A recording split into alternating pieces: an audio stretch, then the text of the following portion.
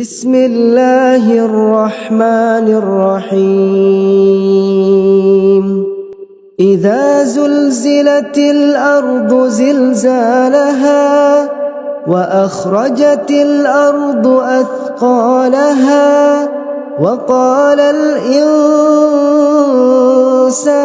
ما لها يومئذ تحدث أخبارها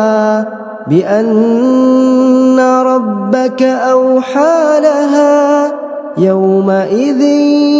يصدر الناس أشتاتا ليروا أعمالهم فمن يعمل مثقال ذرة خيرا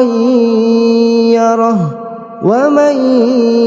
يعمل مثقال ذرة شرا